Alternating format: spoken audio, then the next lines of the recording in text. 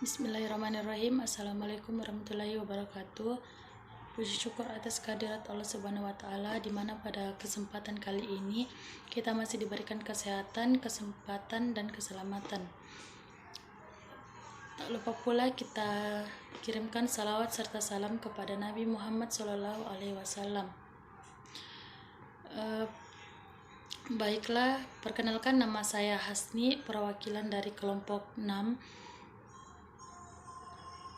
Baik, di sini saya akan menjelaskan makalah yang berjudul Manajemen Risiko Kepatuhan Bank Syariah. Nah, sebelumnya di sini di kelompok 6 ini ada dua pemateri. Yang pertama Hasni, saya sendiri, dan yang kedua ada rekan saya, Syawaluddin. Nah, baik, saya akan menjelaskan tentang manajemen risiko kepatuhan Bank Syariah. Yang pertama, pengertian risiko kepatuhan. Risiko kepatuhan adalah risiko yang harus diterima oleh Bank Syariah karena tidak mematuhi dan tidak melaksanakan peraturan perundang-undangan dan ketentuan serta prinsip-prinsip Bank Syariah. Risiko kepatuhan timbul karena bank tidak mematuhi peraturan tersebut.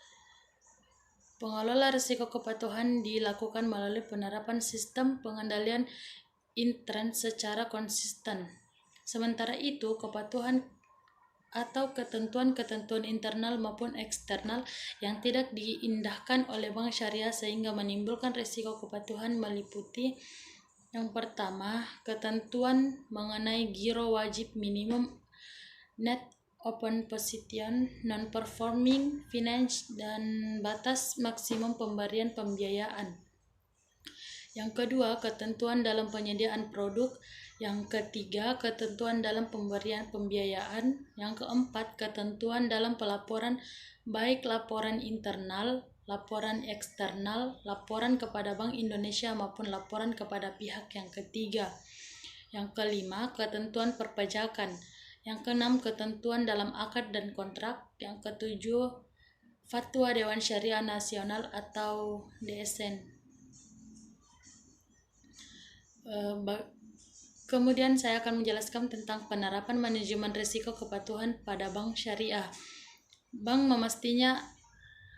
semestinya memastikan efektivitas penerapan manajemen risiko kepatuhan antara lain sebagai berikut. Yang pertama, kebijakan risiko kepatuhan yang mengatur itu dibagi menjadi 5. Yang pertama, ketetapan penerapan limit risiko. Yang kedua, konsistensi kebijakan manajemen risiko dengan arah dan strategi bisnis bank. Yang ketiga, penerapan kebijakan kepatuhan, peraturan pertanggungjawab, dan akuntabilitas seluruh jenjang organisasi. Yang keempat, kebijakan mengecualikan atau pengecualian dalam pengambilan keputusan yang menyimpang atau irregularities. Dan yang kelima, penerapan kebijakan pengecekan kepatuhan melalui prosedur dan berkala. Yang kedua, prosedur risiko kepatuhan yang mengatur detail kebijakan bank. Misalnya SOP, kepatuhan yang mengatur ketentuan terhadap kehati-hatian hal yang perlu menjadi perhatian bank. Yang pertama, bank sudah berkomunikasi dengan kebijakan dan SOP kepada seluruh pegawai setiap jenjang organisasi yang relevan secara tepat waktu. Memastikan kecukupan pengendalian terhadap pengembangan produk dan aktivitas baru. Yang ketiga, memastikan bank memiliki laporan dan sistem data. Yang keempat, memastikan pengawasan komisaris dan direksi bank atas implementasi manajemen risiko bank. Yang kelima, memastikan pengendalian internet bank, termasuk aspek pemisah fungsi dan pengendalian berlapis. Yang keenam, memastikan tersedianya sistem informasi manajemen yang tepat waktu dan tepat guna. Yang ketujuh, memastikan efektivitas pengendalian terhadap akurasi, kelengkapan, dan integrasi data. Yang kedelapan, adanya proses mengimpresentasikan perundang-undangan yang berlaku. Kedelapan, memastikan sumber daya bank telah sesuai dengan kepentingan pelatih karyawan dan peningkatan budaya kepatuhan. Kesembilan, melakukan identifikasi dan tindakan korektif yang tepat waktu terhadap pelanggaran dan ketidakpatuhan terhadap perundang-undangan dan ketentuan yang berlaku. 9. Mengintegrasikan aspek kepatuhan pada setiap perencanaan bank atau corporate planning. Kemudian yang ketiga, sumber daya manusia baik dari jumlah dan kualifikasi tertentu yang akan melaksanakan kebijakan dan SOP kepatuhan. Dan beberapa hal yang menjadi perhatian bank adalah yang pertama, ketetapan program kompensasi dan pengelolaan kinerja karyawan dan pejabat bank. Yang kedua, tingkat turnover karyawan dan pejabat yang menduduki posisi strategi pada bank. Yang ketiga, adanya program pelatihan. Yang keempat, adanya kompensasi komisaris dan direksi bank. Kelima, adanya tingkat pemahaman dan kesesuaian arah strategi usaha risk tolerance. Sistem pengendalian terhadap risiko kepatuhan akan berjalan dengan baik apabila pada bank terdapat hal sebagai berikut. Yang pertama, efektivitas dan independensi fungsi audit, unit quality assurance, dan satuan kerja manajemen risiko. Yang kedua, asuransi kelengkapan dan integritas laporan serta manajemen sistem informasi. Yang ketiga, beberapa sistem pemantauan terhadap irregularis yang mampu mengidentifikasikan dan mengukur peningkatan frekuensi dan jumlah ekspor risiko. Yang keempat, tingkat responsif bank terhadap penyimpanan kebijakan dan prosedur intern bank. Yang kelima, tingkat responsif bank terhadap penyimpanan dalam sistem mengendalikan internet bank. Mungkin itu saja yang bisa saya jelaskan. Kemudian akan dilanjutkan oleh pemateri kedua, yaitu Saudara Syawaldin. Terima kasih. Assalamualaikum warahmatullahi wabarakatuh. Assalamualaikum warahmatullahi wabarakatuh. Nama saya Syawaldin. Terima kasih atas kesempatan yang telah diberikan kepada saya. Baik, pada hari ini saya akan menjelaskan materi mengenai fenomena risiko inheren dan sistem pengendalian pada risiko kepatuhan pada bank syariah. Yang pertama, fenomena risiko inheren.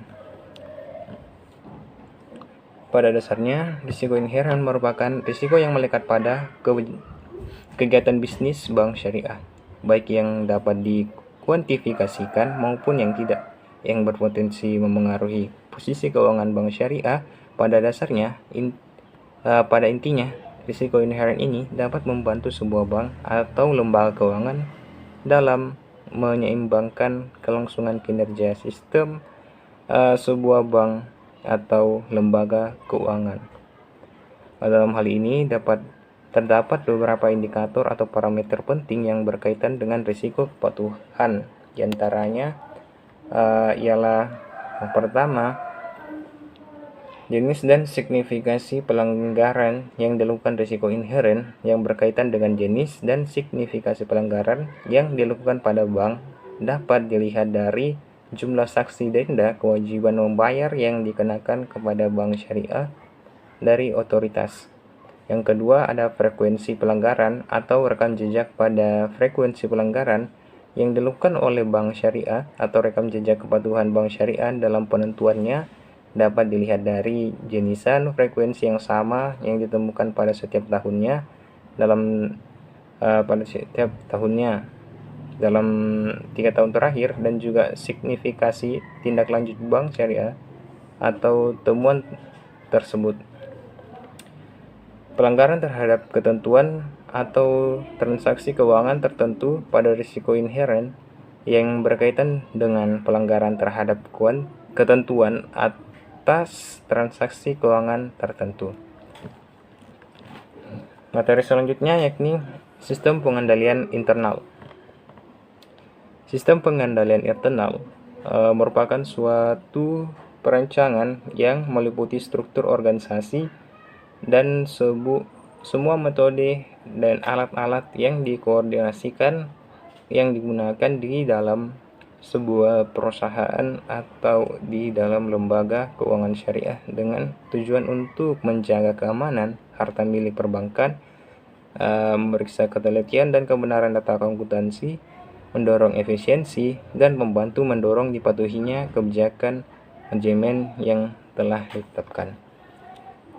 Bank syariah perlu memiliki sistem pengendalian internal dalam melakukan penerapan manajemen risiko untuk risiko kepatuhan yang bertujuan untuk memastikan tingkat responsif bank syariah terhadap penyimpangan standar yang berlaku secara umum, seperti ketentuan atau peraturan perundang-undangan yang berlaku.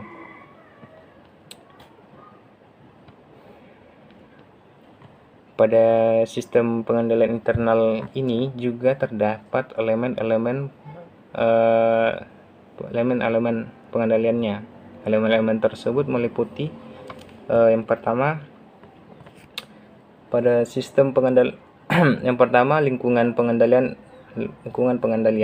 Lingkungan pengendalian ini dari suatu organisasi menekankan pada berbagai macam faktor yang secara bersamaan mempengaruhi kebijakan dan prosedur pengendalian. Yang kedua, ada sistem akuntansi. Sistem akuntansi ini tidak hanya digunakan untuk menghasilkan laporan keuangan saja, tetapi juga menghasilkan pengendalian manajemen agar semua pengeluaran dan pemasukan terdata dengan rapi. Yang ketiga, ada prosedur pengendalian. Prosedur pengendalian merupakan kebijakan atau aturan mengenai kelakuan karyawan yang dibuat untuk menjamin bahwa tujuan pengendalian manajemen dapat tercapai. Yang keempat, ada penilaian risiko atau risk assessment. Ya, semua organisasi memiliki risiko. Dalam kondisi apapun yang namanya risiko pasti ada dalam suatu aktivitas, baik aktivitas yang berkaitan dengan bisnis maupun non-bisnis. Suatu risiko yang telah diidentifikasi dapat dianalisis dan dievaluasi sehingga dapat diperkirakan identitas dan tindakan yang dapat meminimalkannya, dan juga memang risiko itu terjadi kita mengendalikannya dengan baik sehingga mencegah risiko-risiko berikutnya. Yang terakhir ada risiko dan informasi dan komunikasi. Informasi dan komunikasi merupakan elemen-elemen yang penting dari pengendalian internal perusahaan. Informasi tentang lingkungan pengendalian, penilaian risiko, prosedur pengendalian, dan monitoring diperlukan untuk manajemen Winnebago pedoman operasional dan menjamin ketaatan dengan laporan hukum dan peraturan-peraturan yang berlaku pada perusahaan. Karena sebuah masalah pun bisa timbul dari sebuah informasi yang tidak akurat dan komunikasi yang tidak sejalan. Sekian informasi yang dapat saya sampaikan hari ini. Kurang lebihnya mohon dimaafkan. Wabillahi taufiq wal hidayah. Wassalamualaikum warahmatullahi wabarakatuh.